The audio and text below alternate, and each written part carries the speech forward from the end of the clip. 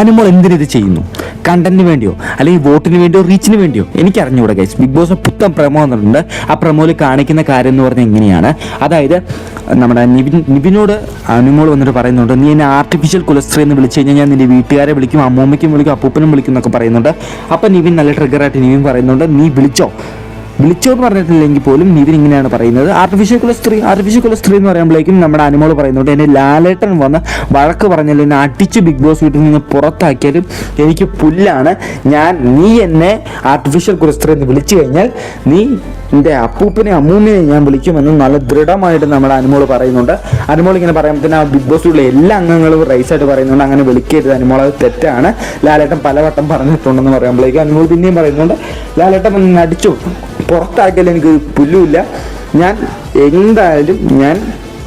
അവൻ എന്നെ ആർട്ടിഫിഷ്യൽ കുലസ്ത്രീ എന്ന് വിളിച്ചു കഴിഞ്ഞാൽ ഞാൻ ഉറപ്പായും അവൻ്റെ അമ്മൂമ്മിനെ മൂവിൽ വിളിക്കുന്നു പറയുന്നുണ്ട്.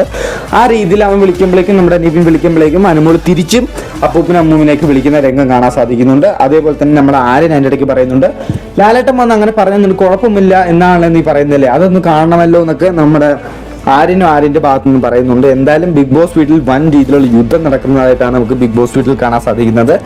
എന്തായാലും ഇങ്ങനെയൊക്കെ അനുമോൾ ചെയ്യുന്നതിലൂടെ ഒറ്റപ്പെടൽ സ്ട്രാറ്റജിയാണ് അനുമോൾ യൂസ് ചെയ്യാൻ തുടങ്ങുന്നത്.